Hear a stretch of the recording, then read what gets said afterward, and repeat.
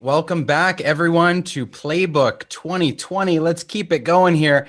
This session is going to be a great one. This one's called Scaling Your Team in Turbulent Times. I think we can all agree that these are turbulent times. So when I was starting Trainual, people told me that I didn't need to worry about people or HR or anything like that until we were maybe 40 or 50 people.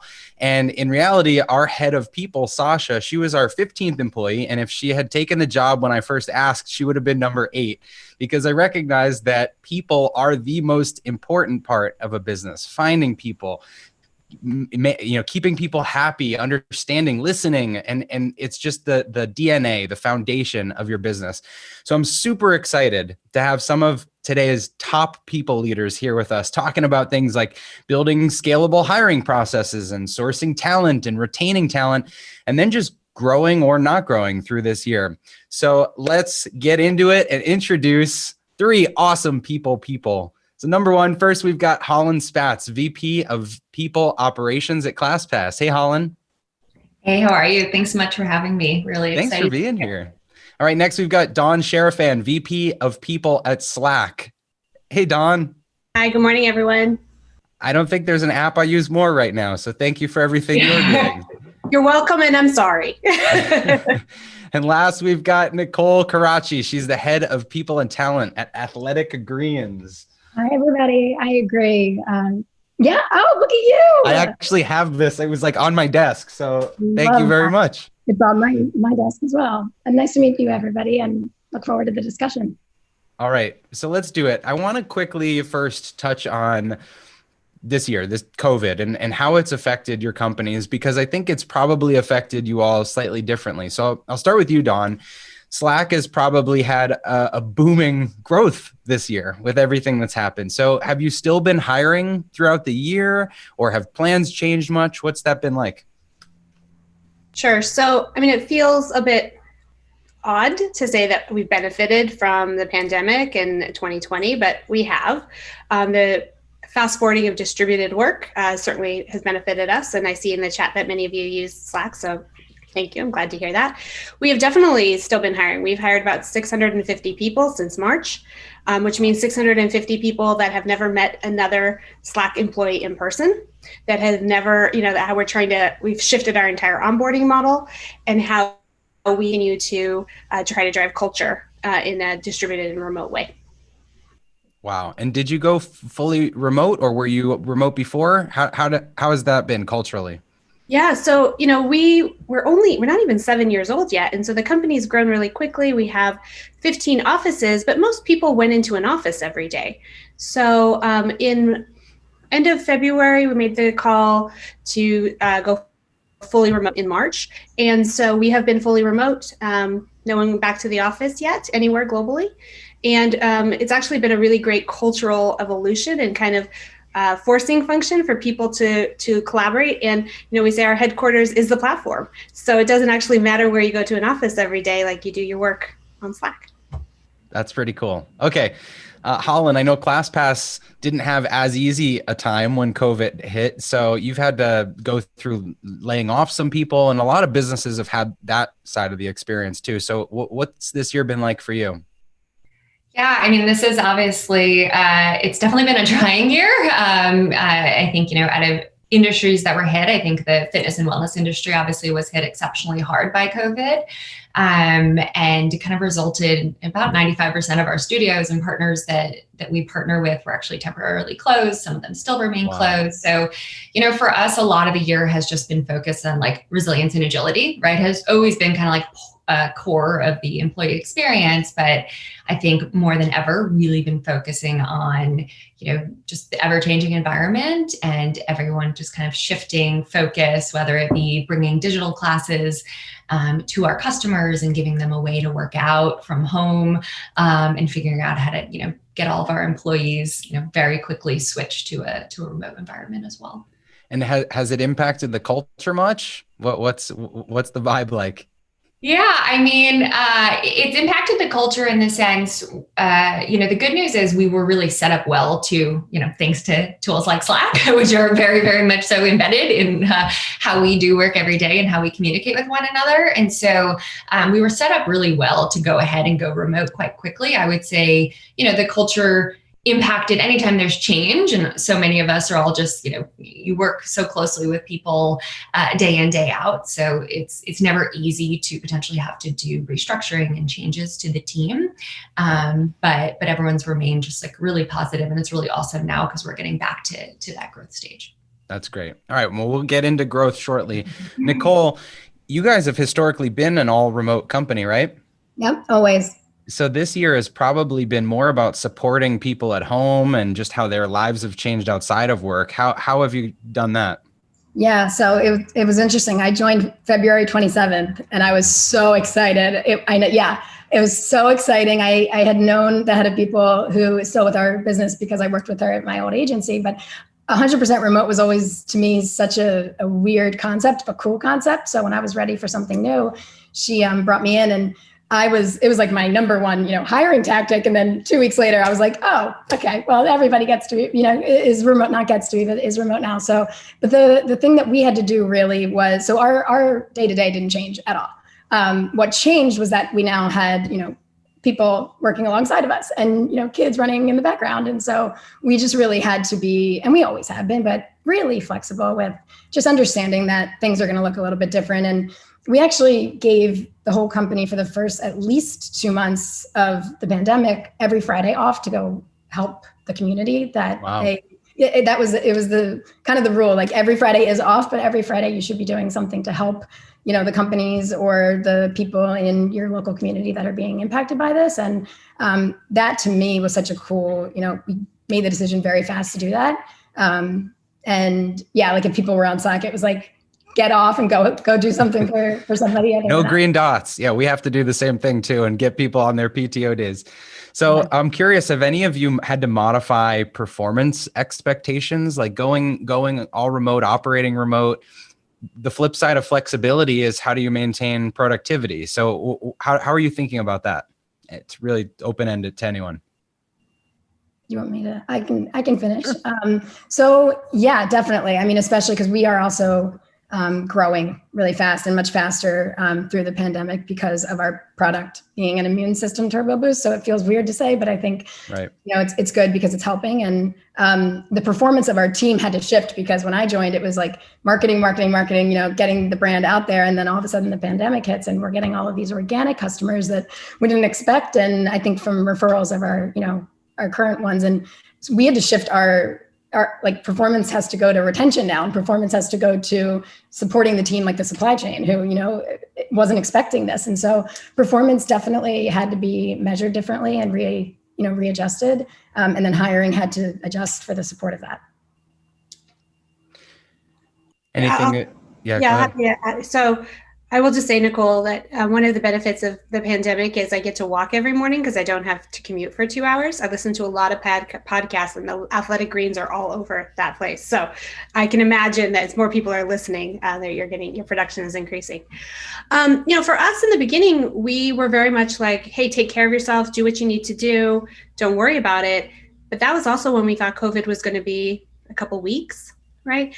And so I would say, we have not to be too HR nerdy, but we have a semi-annual performance review process. For the mid-year, we went really light, we're going deep on that. We are now like, okay, this is how we're going to be living for the foreseeable future.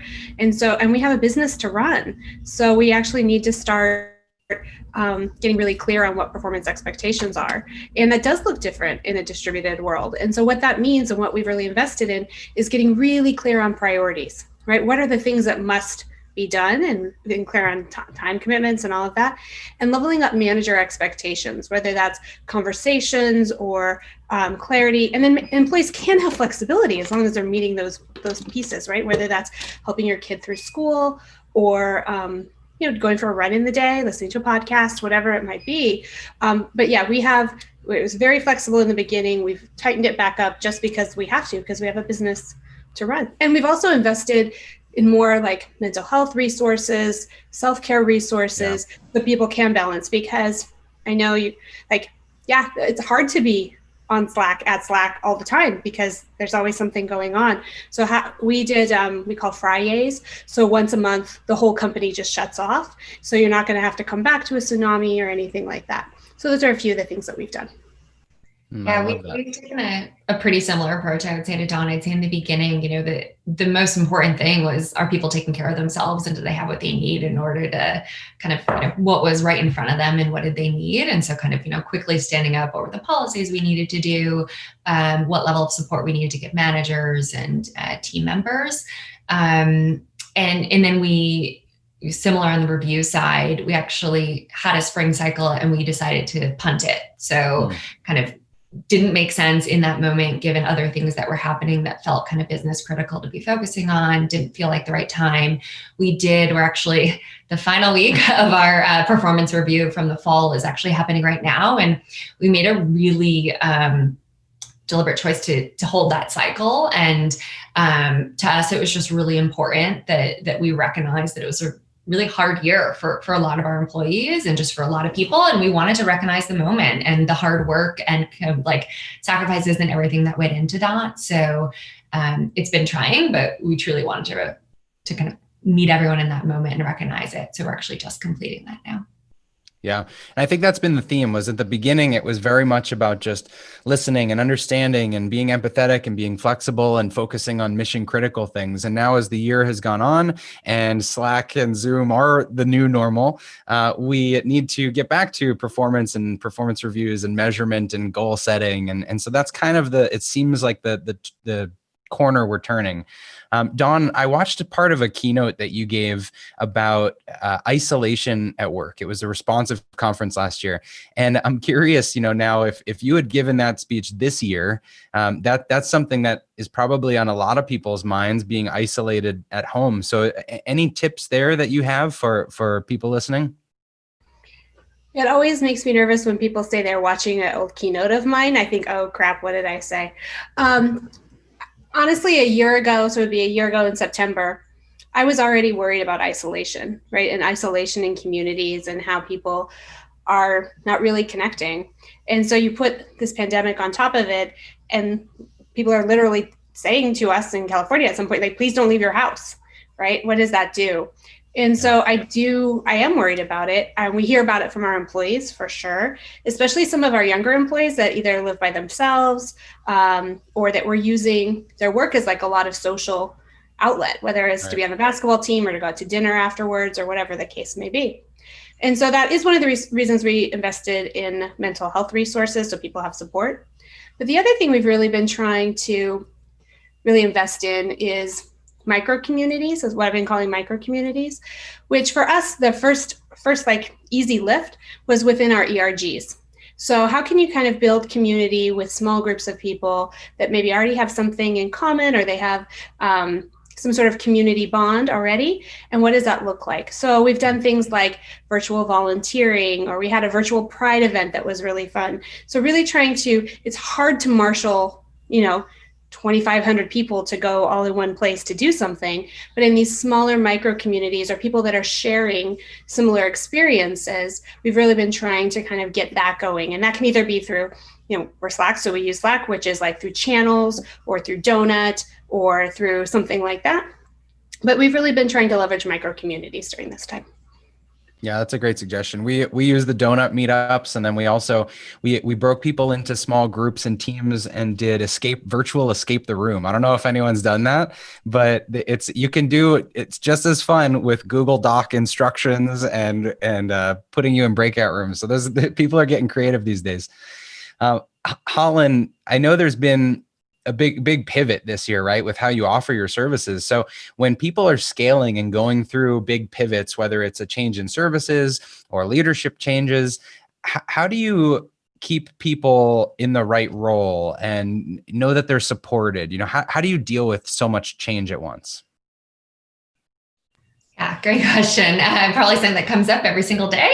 I think the key to us is just transparency and just constant communication, so that there's an expectation, so that employees know what may be coming, may not be. And to me, one of the things that I always just encourage so much is people being able to embrace ambiguity, right? Like there's just so much we don't know. And the reality is no one feels that comfortable being uncomfortable, right? Like uncertainty isn't that fun oftentimes. And we're just living in a time of uncertainty. And so I think it's just being really honest and transparent about that so that we can, try to provide the resources we need to the team as we shift and pivot and make our changes. So I think that's been a big focus. And I think the reality is that there's going to be some times where maybe someone's career path has actually changed dramatically compared to what they expected, right? Like I even think, I'm sure even for those on the call today, right? Like I did not expect my 2020 that this is what I would be learning or how I would be growing in my own career. And I think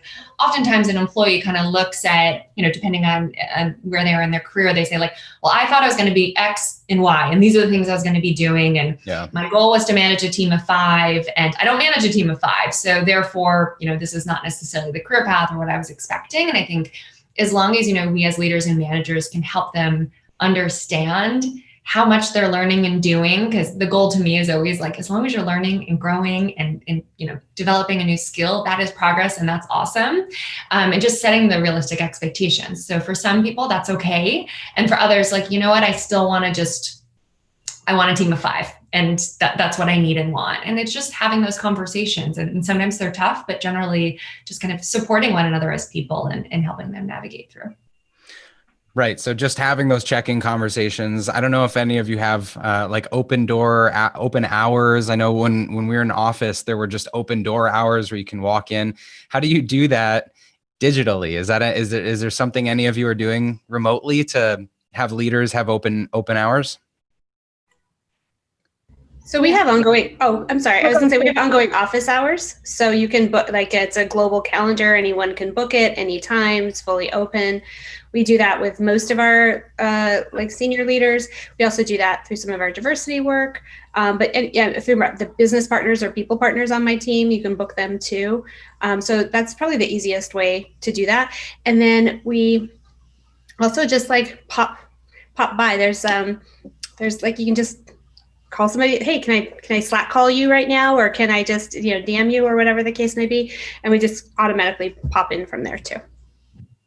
Yeah, I was going to say, when you're not in an office, like it's interesting because being in an HR or people role, when you're in an office, there is an element of knowing too much, right? And getting pulled into too many things that you don't necessarily get pulled into if you're 100% remote.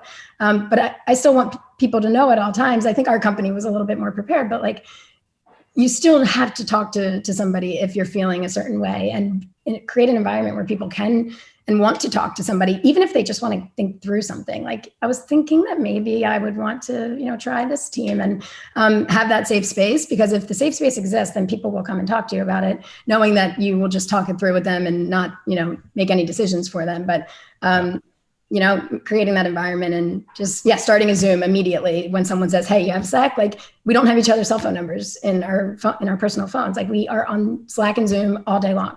But most of it is like, if you want to have a conversation, just pop into Zoom and have a 5-minute conversation. Or a phone call. I spend so much time on Zoom. It's been nice to just get phone calls and walk around outside for a little bit. I don't know if you're doing that too, but Nicole, before Athletic Greens, I know you worked in people ops and in staffing at a couple other places. So I'm curious how you think about sourcing talent or fostering a good pool of candidates, even if you're not actively hiring. Can you speak to that a little? Yeah, definitely. Well, I think it obviously depends on the business and how it's growing. And at certain points, you need a lot more salespeople or partnerships people than you would need, tech people. So I think it's just having your finger on the pulse of the business or the businesses that you're recruiting for, asking questions like, do you have an org chart for 6 months from now? And kind of just staying on top of that. Our org chart changes every week, I feel. And I constantly, but I do know at all times, like what might be coming up, because my leadership team really helps to think through it. And so I think when I was recruiting for a lot of different companies at my agency, I was focused on very particular roles within different companies. I really wanted to go internally so that I could, build a team and help go through the whole life cycle. But I think it's like right now I know that, our marketing team's pretty good. We've done that, but our partnerships team's ramping up. And I know that our tech, right now we have external tech, but we might be doing that internally. So I know all that from transparency and can just start, all of the different resources to find these people, especially the resources that show the people who need a job right now and who have had the layoffs. Those have been incredible resources for everybody. I think you hit a button when you said the org chart's changing, because everybody was like, it's smiling and I feel like guilty every time we make a change and I've got to communicate it to everybody and it's like apologetic, but it seems like that's something that happens for all of you. Yeah. Yeah. At all times. So Hollen, I'm curious, what are some ways that you attract talent so you don't have to spend as much time sourcing?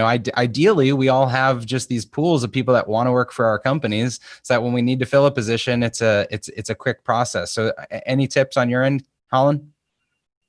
Yeah, I mean, traditionally, I'm sure for most companies, the best way that we've done it is organically, just through our employees, right? They love our product and they're the biggest advocates for our product and just overall can sell the experience, right? What is it like to work at ClassPass and why do you want to be a part of it? I think for us, the thing that's been most beneficial and is that we have like a mission-driven company. So we truly believe and know that the hope is that we are making every life even better, right? And we're allowing people to really fully live their lives. And it sounds silly sometimes I say it out loud, but like truly believe it and know it. So it's pretty awesome. It makes it a lot easier to come to work. The best hires, same for us, it's the people that like hit us up on social media and say, I just love what you guys are doing. I want to work here. This is amazing. And then when we've got something open, it's an easy decision. Dawn, I know hiring diverse talent is at the forefront of a lot of people's minds right now. Is there something that you guys are doing with as many people as you have to source more diverse talent? Well, I think, so I always want to be careful when people, like, it seems to go in vogue, especially in Silicon Valley, like this word of diversity and inclusion and all of this. And so I think the number one thing you can do as a company to source diverse talent is to make sure that you're really living it, right? And not just checking a box. Diverse talent has diverse networks. And like I would say, I can't take any credit for it. Like Stuart, our CEO, started early in the company, believes in it, and it became a flywheel for us. Right. And so it was something that started earlier and really like people are like, oh, this is a cool place to work. Or I feel like I can be my authentic self here. And then what that comes together. So I'd say the number one thing is make sure that it's really embedded into the DNA of your company and not just kind of doing a checkbox, which I've worked for those companies too. Right. So not judging it. I'm just saying it usually just doesn't work when that's the case. And then in terms of talent, I mean, Afrotech is next week, I believe. So if folks are, I think that's a wonderful event. What's the other? I'm thinking of only the acronym. I can't think of it. But there's, we just had grad out for like the new for LGBTQ folks that are graduating from college. Lesbians Who Tech is a great event. I'm sorry, I'm having a brain meltdown. The main women's event, Grace Hopper. Yeah, those are big ones. Yeah. The other thing that I'll add, Dawn, one thing that at least we just admire so much about what Slack has done and done so well for so long, if you go to your careers page, it's so obvious. Like all the things that you just said are just there and embedded, right? I think even like ourselves as our own learning for how we continue to grow, still have some work to do. And I think have just been really impressed by the way that it, to your point, has kind of always been part of your growth, and really looking forward to when we get there as well. Awesome. So Dawn, another follow-up question for you. As you're doing org planning and you're building out the hiring roadmap and figuring out who the next roles in the company are going to be, what would your recommendation be for business owners or leaders that are going through that process? Like how often should they be doing it? Who's involved? How do you plan that structure out? Gosh, I wish I had a perfect answer for you on that one. What I would say is, and I bet Nicole and Hollen would probably agree, which is it's always about the business plan first. So tell me your business plan, and then I will then inform your people plan. And so without a clear business plan, and I've seen this go sideways at a couple of different places before, where it's like the business plan is unclear and then the people plan can never quite gel around that. Those two things really have to be in lockstep with not much sunlight between the two of them.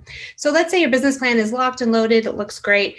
Candidly, if it's locked and loaded, it looks great and you're not changing all the time and it's not in a VUCA world, maybe every 6 months you're looking at it, right? If you're hyper growth, if you are dealing with a lot of ambiguity and a pandemic, you might be looking at it. I think it was Nicole said that org chart changes every week. You might be, and that might be part of it, right? And something that Hollen said really resonated with me, which is like making sure that people can deal with ambiguity. There's this idea around resilience that I really like, which is when people know kind of how long something's going to be, even if it's unhappy, like they can deal with it, right? So if you tell someone like, hey, we're going to change the org chart probably every week between now and June of next year, then it's just like, okay, this is what we do on Thursdays, right? It's like, okay, it's not that big of a deal, right? That is such a great tip. Time to change the org chart. Yep. I love that. I've never thought about it like that before, but the ambiguity of, is this going to change again? Or how long is this going to be in play before there's a different change? If you're growing really quickly and you're scaling, just communicate, set the expectation that things are going to change a lot around here. Get used to this. This is how we do things, because then people can't be upset about it. So I love that tip. Thank you for that. Nicole, I'm going to shift to you. So big companies often have the luxury of being really thorough and intentional with their people strategy, and they invest a lot in their people. When you're starting a smaller company, how do you establish that early on? Like what are the first kind of things that you need to get really clear about with your people and HR? Great question. Well, people first is one of our 3 values, and it very much, I know it sounds like it's everybody's, one of their values, but it very much is something that we embed into every single decision that we make. And I think that means when you're hiring, looking into the team that you have right now and how to retain them. We've had 1 person voluntarily turn over in 2.5 years. And I think it's not because we're this huge company that has, all of the support. It's because we put our people first. And when you're looking to hire, don't just hire for what the company needs. Like, look at who you want to, the whole company should be who you want to retain, right? They're there for a reason. So look at who's on your team, look at what help they need, ask them what help they need, but don't make them ask also, and if that means hiring a contractor, because you don't know what it's going to look like in a month, 2 months, 6 months from now, hire a temp to perm or a contractor or a part-time person, knowing that you probably will hire them full-time. But I think, the ever-changing, constantly changing environment, you have to be ready for that if you're joining our company. And I do that, I speak to that during the interview process, but putting people first in ways of like, we didn't get to do our company retreat this year, which we always do, which is huge for 100% remote. So we gave everybody we split the budget up exactly how we would have, what we would have spent on that. And we gave everybody that money to go on a vacation with their family when they can. And I think doing that rather than putting the money back into the business was one of 1,000 things I can talk about when it comes to that. So just putting people first with hiring, putting people first with culture, and sticking to that no matter how big we get. Yeah. I love that. We did the same thing. We had this really cool retreat plan. We were all going to Park City. We had to cancel it. So we ended up doing a staycation budget, because in the summer in Arizona, no one goes to the hotels anyway. And so everybody could find a cool resort and enjoy some family time. Hollen, I'm curious, what's day one like at ClassPass? Like when you bring someone on and they've made it through the recruiting or sourcing process, what's day one like? It has changed so much what day one is like now. But I'll kind of give you a little bit of like what it used to look like, and then how we're kind of like trying to meet this moment and adapt very, very quickly.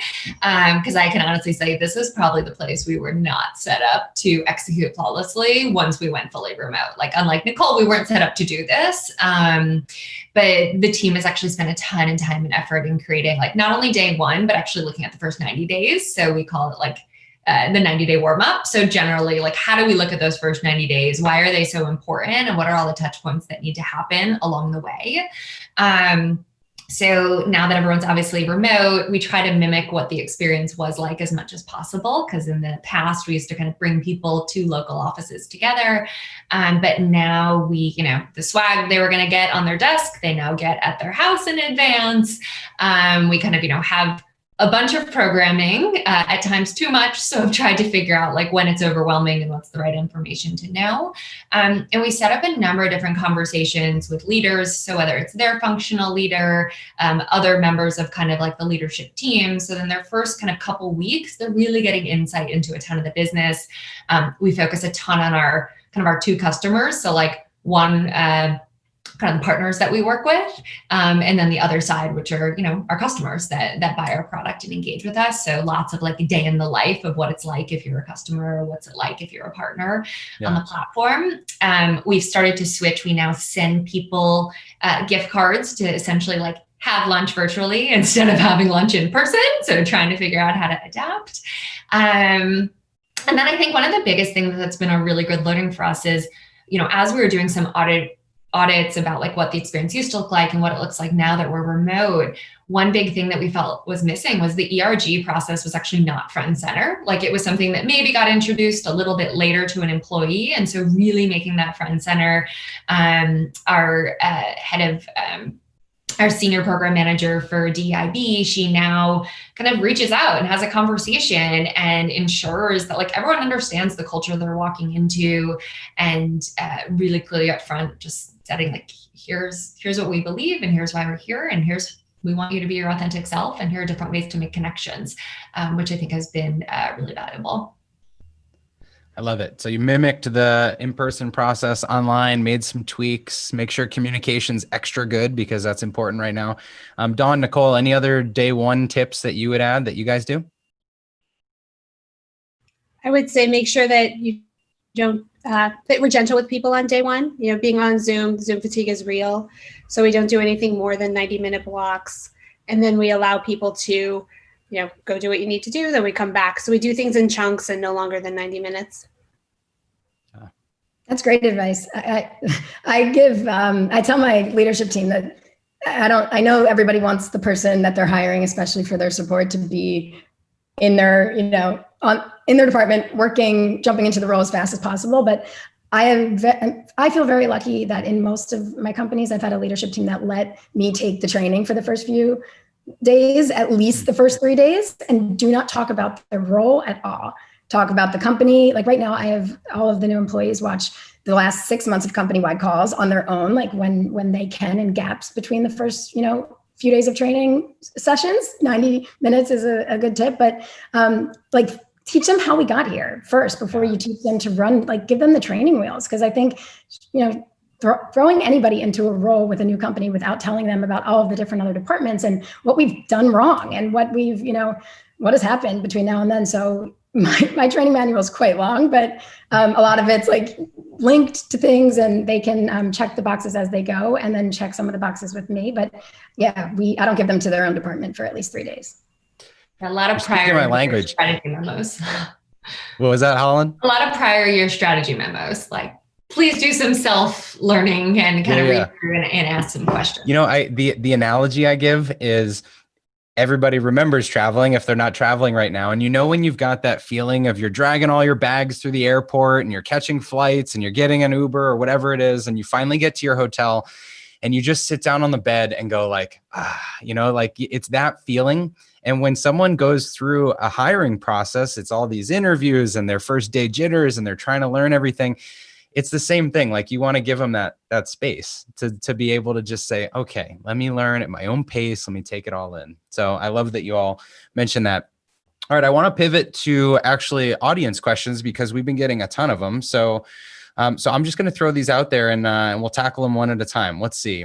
First one is for Fernando. What can small businesses do to recruit if they can't afford a headhunter? Do you have any tips?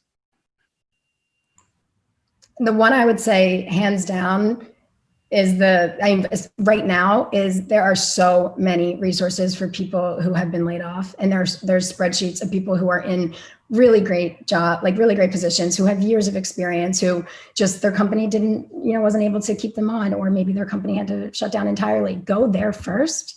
I'm happy to, help the people who are on this call in general find those, because I feel like those spreadsheets were built out by some really incredible people, and the people who are within them are incredible, and they need your help just as much as you need theirs. So I would say start there. Otherwise, maybe one of the other ladies has some resources. I don't want to. Dawn, Hollen? Nicole, I think that's great. I honestly don't think, no disrespect to any headhunters on the call, but I don't know that you need a headhunter for every role. I think that, LinkedIn is a pretty great place. Asking your network in your community, people that have a job, maybe if they're not even interested in the role, but they know people to get into their networks, right? So I would do that. There's a writer I love. Her name is Laviagie. She has an app called Love Nation, where every Thursday they post open jobs, right? So people can kind of network and see what happens there. So there's really creative, interesting ways. I mean, you could even post on Nextdoor, depending on the job that you want. You might get some odd ducklings, but you can post it wherever you want. It's just, what is the ratio to noise that you want? But yeah, I don't think you need a headhunter for. Any thoughts from you, Hollen? Yeah, no, I think kind of echoing most of what was already said. LinkedIn, yeah, you can kind of you can do a lot of low-key stalking and kind of reach out, and people are normally open to conversations and networking. I've kind of even put on a recruiter hat quite often just to go ahead and do that. So yeah, it's half networking, half recruiting, half stalking. I guess 1/3, 1/3, 1/3. All right, next question is from Erica. She says, any recommendations on making sure culture is cascaded and followed across all departments, especially for new hires? I would say teaching them about the culture, like I said, first, in the first day, and how we got here. And I make our new hires read through Slack channels of our business that, read the last 3 months of this Slack channel, because you can just see the chatter in it and write down questions, and I'll explain them when we hop back on. But I think it's also a lot of the leadership team. We can't, as people leaders, be on all of these team-wide calls or these department-wide calls. So making sure that your leadership team really understands and in every way, shape, or form represents that culture, because they're the ones having all of the sub-department and department meetings, and making sure that you can trust that that's being handled in all of those meetings. Yeah. I use the acronym ARE, to make sure your culture is articulated, make sure that it's repeated, and make sure that it's enforced. And enforced is kind of a word that I don't love in HR, but I selected it specifically here, which is you have to weed out when it's something a culture is you don't want your culture to be, right? That's where people believe you. We've all worked at places that have posters that says our culture is something, and it's not at all, right? So how you keep it that way is you enforce the culture. Great tip there. Okay. Let's see. Next one is, what activities does your company do to foster a stronger connection between individuals and teams? Anyone? Hollen, you want to jump on this? Yeah, we've used Donut and different things, obviously, to really make connections, right? And encourage people to connect. So at ClassPass, we use a DASI framework. So always, as we approach every kind of project we're doing, we always have a driver, an approver, contributors, informed. So really encourages collaboration, right? So if you're interested in something, if you want to get involved in it, if you want to learn more, and so really drawing those connections, and kind of a big believer of, if you want to be involved in a product, whether it's something that traditionally falls, within your scope, or you think you have a lot of, you can add value with your own thoughts and opinions, then strongly encourage that as well. Yeah, we do things like wine time. We used to do wine time. It stopped for one reason or another, and we're all in different time zones, right? So sometimes wine time is at 1 p.m. on a Thursday for the people in California.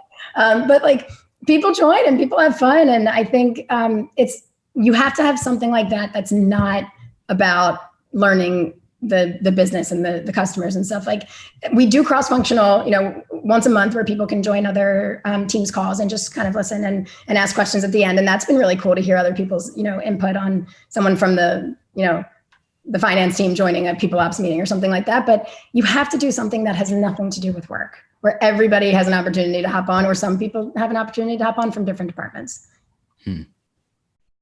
We even start meetings sometimes with just like I'm sure many people do this, like a quick icebreaker. And if you don't know what to ask, just Google New York Times, I think it's like questions to fall in love. That's where we started. But this morning we just asked, it was someone's birthday. So we were like, okay, what's your favorite birthday celebration? And it was really fun to know that some people's favorite birthday celebration was champagne, right? Like I would have never known that about somebody. I would have just thought cake. So it's great. I love that. Well, shout out to our chief of staff, Chelsea, who's probably listening. It's her birthday today. All right, let's see. This is for all of you. Any advice on how to approach superiors about investing time and care into culture? Not just saying that it's important, but taking action. Is that something anyone's had to deal with, or have you been fortunate to have the support of leadership? I think having listening to feedback. I think when you're working remotely, like I mentioned this earlier in the call, but people don't really come to you unless they feel like they have to, or they feel like they really want to express something. It's a little bit more difficult as an employee to reach out to the people person and talk to them about something when it's that official, but having those conversations, hearing their feedback, and then if it's feedback that you need to act on because you don't feel like the culture's aligning or something's missing, you have to have a leadership team who's okay with it and who takes it and who, maybe doesn't agree with all of it, but has a discussion about it. And I'm fortunate to have a leadership team that's like that. But I think, that should be part of the interview process. If you're hiring any leaders, is like, what is, how do you handle feedback when it's negative and how do you fix it? Yeah. Okay. Everyone's agreed. All right. Last, I think we might have time for two more. This one, what guides and resources do you use for salary ranges? So maybe a quick question, if there's any resources any of you know. So we're bigger. We use Radford Compensia. When I was smaller, I would use Glassdoor and Comparably. And quite frankly, my own people network, ask around. Yeah. Same. We've kind of done a couple of different ones in the past. I actually think the other thing that's most important is just taking the feedback we're getting in the recruiting process and using that to actually inform so much of what we're doing, right? Because so much of that data is essentially outdated the moment you get it. So how do we make sure you're always iterating and adjusting that as well? Yeah, the interview process is our number one. Like you could start with one budget for a role, but if you learn during the interview process that you actually need a higher level or somebody with different skills, that budget might not be the same, likely won't be the same. Great feedback. And it's a good practical tip to just get the interviewers to tell you. So last question for all of you. I forget which one of you said this, but someone said that I think it was you, Dawn, that the people strategy follows the business strategy. Was that you? Okay. I'm remembering right. So the question I'd love to leave everyone with is if there was one thing that this group of businesses could focus on that might have 10 people or a few dozen people and they want to scale, there's one thing that they need to prepare for on the people side of the business, where should they be thinking or investing time? Build resilience into your build a resilient organization. You will build a resilient culture. It'll be a lot of change. Love it. Nicole? And I think me and you keep looking at each other. Like, you want to go first? I would say your people are your most valuable asset. You need, they are going to get you from point A to point Z, and there's going to be a lot of hiccups and bumps along the way, but put them first. And don't overhire, don't hire too fast. Make sure that you have the right number of people in the right seats, and then take care of them. Yeah, I kind of agree with both of those. So I think the piece that maybe I'll add, and maybe it's a little bit not 100% the exact question you asked, but I think there's a piece, I think Damon actually might have been touching on this when I caught the tail end of what he was saying. Plan for the things that are going to break, right? And actually going to cause such big problems, right? If those things are, if there's a particular role, or if you're going to move really quick in one department, and then therefore everything else is going to break and kind of create a really terrible customer experience, then figure out how to make sure you're thinking through that aspect. Perfect. Well, thank you so much to all three of you for being here, for sharing such great tips for everyone as they're thinking about growing their organization. I really appreciate all the advice and feedback that you had. So thank you again for being here. Of course. Thanks for having us. Have a great day, everyone. All right, and we're going to take another 5-minute break. And right before we do, I just want to mention a new podcast that we dropped today that's featuring Sasha Robinson, our head of people, and Jake Huber, talking about how to scale your venture from a people standpoint. So check it out, download wherever you get your podcasts, the first episode of Venture Scaler, which is all about how to hire, setting up your hiring systems. So next, we're going to move on to our next panel, which is called Turning Your Customers into Raving Fans. My brother Jonathan will be on here to moderate. So take a 5-minute break, and we'll see you in just a minute.